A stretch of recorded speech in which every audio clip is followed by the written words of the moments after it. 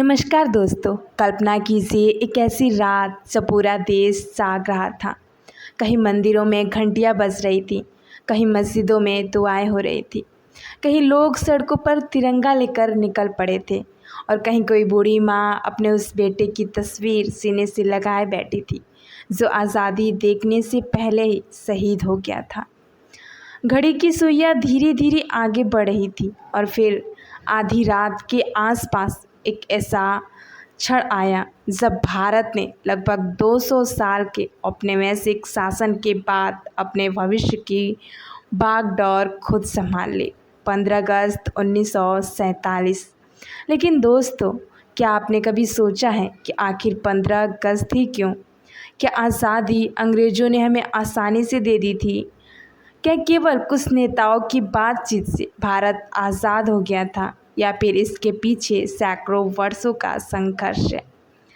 अनगिनत जेल यात्राएं हैं, लाठियां हैं, गोलियां हैं, फांसी के फंदे, भूख, आंसू और करोड़ों भारतीयों का एक ऐसा संकल्प था जिसने आखिरकार दुनिया की सबसे बड़ी औपनिवेशिक ताकतों में से एक को भारत छोड़ने पर मजबूर कर दिया। आज की कहानी सिर्फ 15 अगस्त की कहानी नहीं है। आज की कहानी है उस रास्ते की जो 15 अगस्त तक पहुंचा था। एक ऐसा रास्ता जिस पर मंगल पांडे से लेकर भगत सिंह तक, रानी लक्ष्मीबाई से लेकर सुभाष चंद्र बोस तक, महात्मा गांधी से लेकर सरदार पटेल तक और उन लाखों गुमनाम भारतीयों की कदम पड़े जिनके नाम शायद इतिहास की किताबों में नहीं है। लेकिन अगर वे नहीं होते तो शायद हम आज यहाँ आज़ाद होकर यह कहानी सुन ही नहीं रहे होते।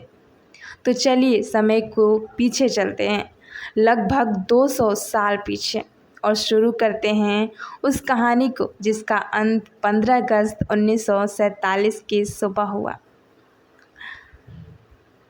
कहानी की शुरुआत केवल 1857 से नहीं होती। भारत में अंग्रेज़ी प्रभाव उससे बहुत पहले शुरू हो चुका था।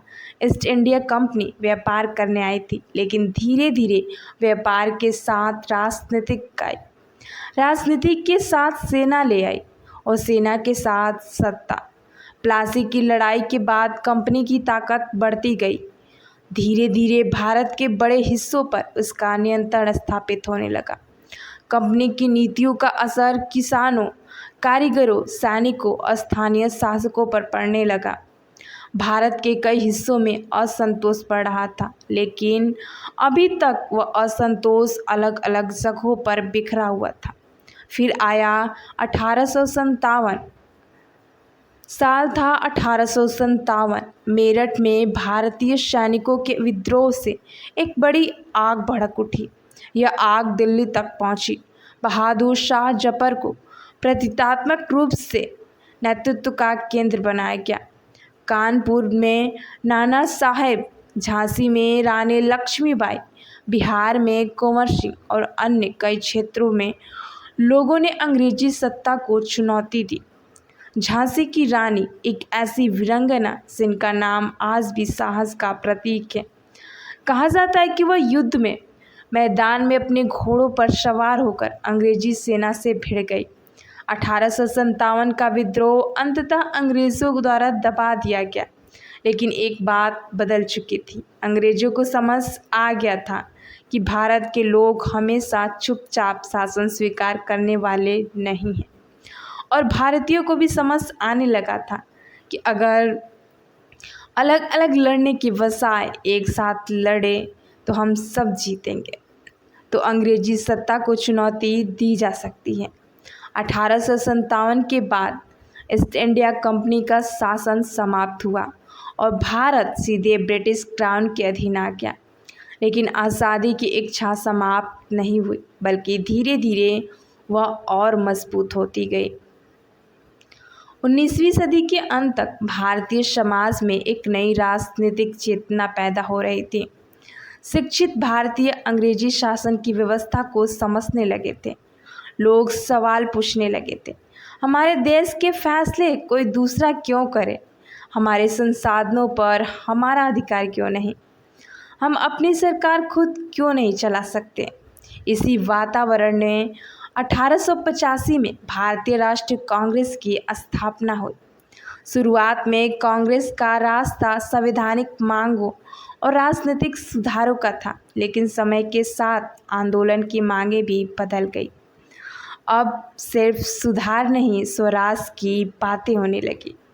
और फिर 20वीं सदी की शुरुआत में स्वतंत्रता आंदोलन ने एक नया रूप ले लिया। साल 1915 दक्षिण अफ्रीका में सत्याग्रह का प्रयोग कर चुके मोहनदास करमचंद गांधी भारत लौटे। आगे चलकर यही व्यक्ति महात्मा गांधी कहलाए। गांधी जी ने भारतीय स्वतंत्रता आंदोलन को केवल नेताओं की बैठकों से निकालकर गांवों, कस्बों, खेतों, बाजारों और आम जनता तक पहुंचा दिया। चंपारण में किसानों की समस्या, खेड़ा में किसानों का संघर्ष, अहमदाबाद में मजदूरों का आंदोलन और फिर देशव्यापी आंदोलन। गांधी जी का हथियार तलवार नहीं था, उनका हथियार था सत्य और अहिंसा।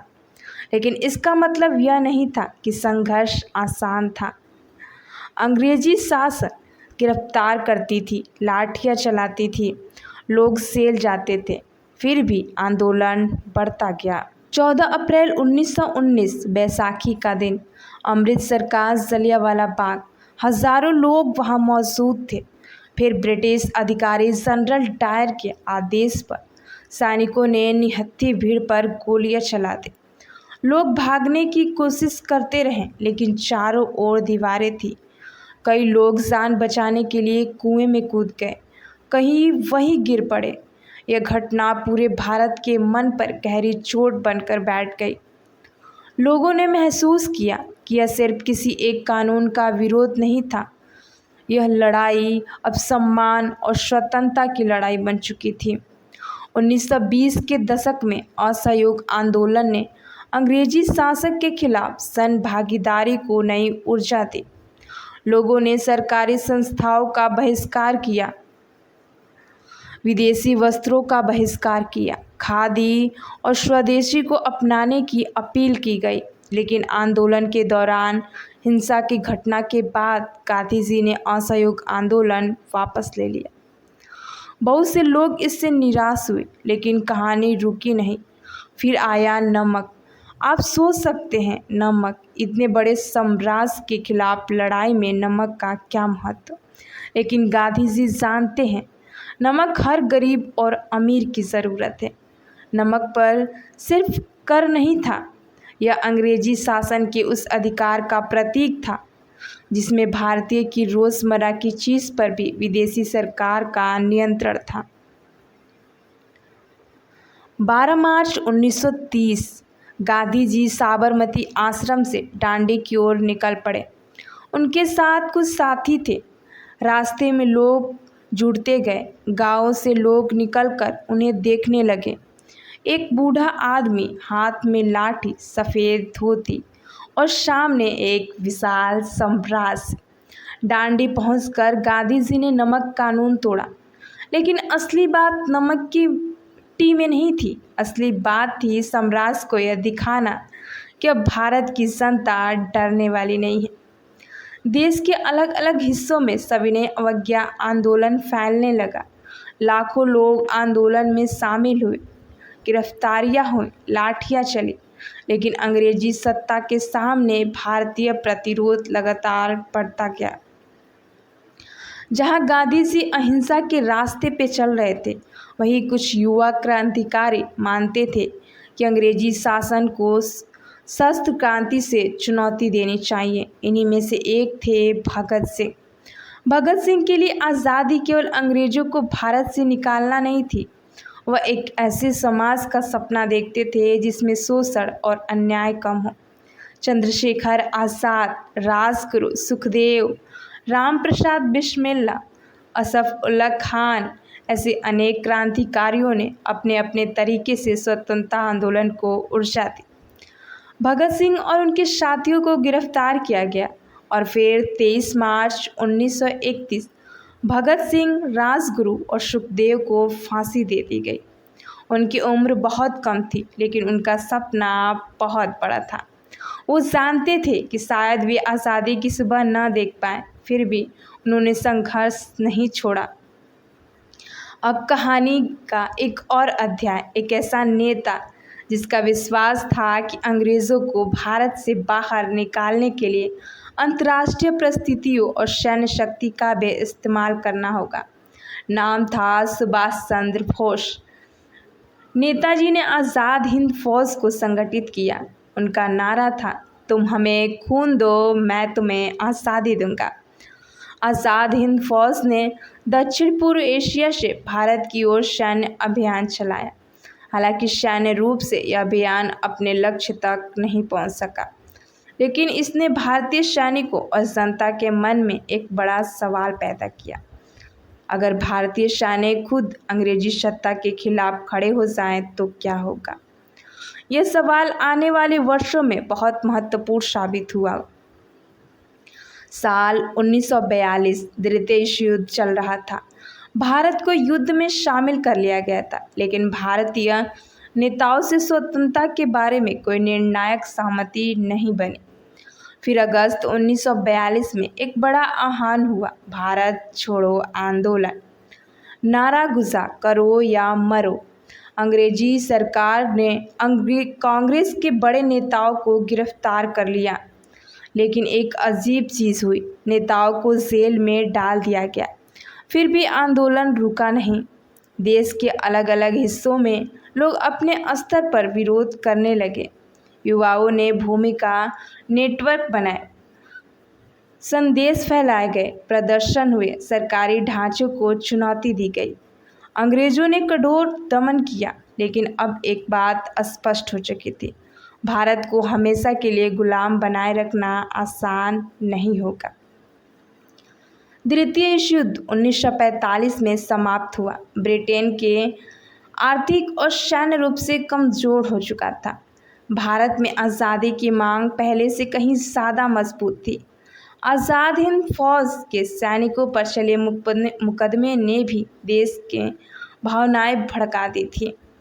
1946 में रॉयल इंडियन नेवी के विद्रोह ने भी ब्रिटिश शासन के सामने गंभीर चुनौती पेश की। अब सवाल सिर्फ यह नहीं था कि भारत आज़ादी कब मानेगा, सवाल बदल चुका था, ब्रिटेन भारत में सत्ता कितने समय तक बनाए रख पाएगा।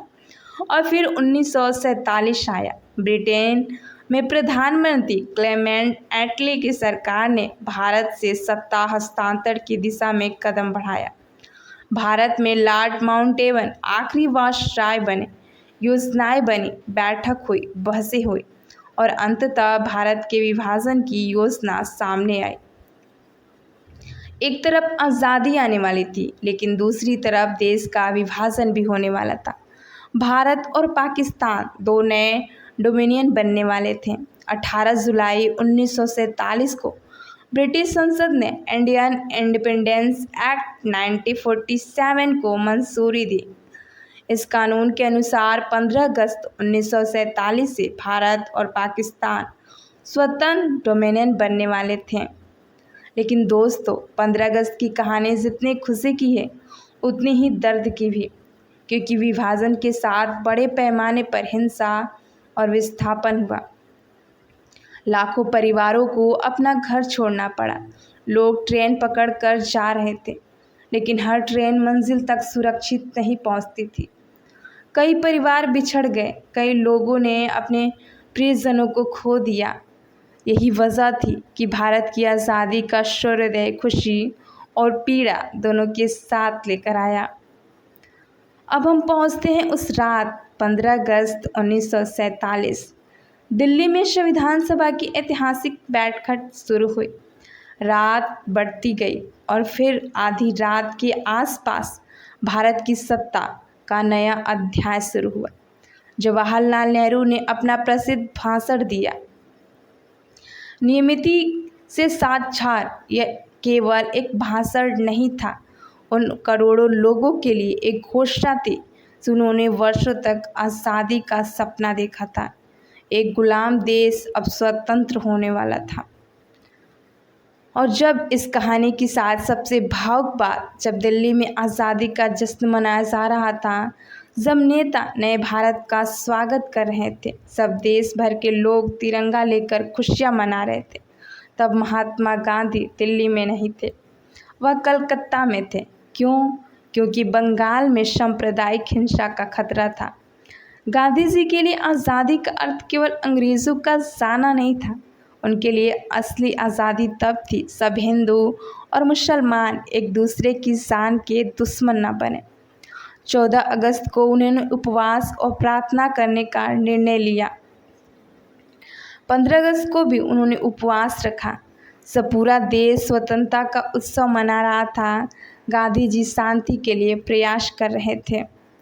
यह दृश्य कितना अजीब था, एक तरफ आज़ादी का उत्सव और दूसरी तरफ एक बूढ़ा आदमी देश के टूटे हुए दिल को तोड़ने की कोशिश कर रहा था। और फिर आ गया वह दिन, 15 अगस्त 1947।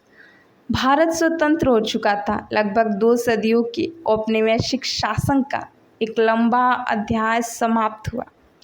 भारत ने अपने राजनीतिक भविष्य का अधिकार खुद संभालना शुरू किया। लेकिन एक दिलचस्प तथ्य शायद बहुत कम लोग जानते हैं। आज हम हर 15 अगस्त को लाल किले की प्राचीर से प्रधानमंत्री द्वारा तिरंगा फहराते देखते हैं, लेकिन स्वतंत्र भारत में लाल किले पर जवाहरलाल नेहरू ने पहली बार राष्ट्रीय ध्वज 16 अगस्त 1947 को फहराया था। उसके बाद लाल किला स्वतंत्रता दिवस की इस महान परंपरा का केंद्र बन गया।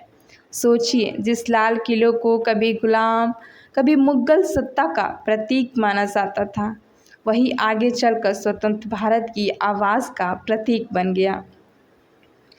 अब एक सवाल जिसका जवाब शायद किसी एक आंकड़े ने नहीं दिया जा सकता। आज़ादी की कीमत क्या थी?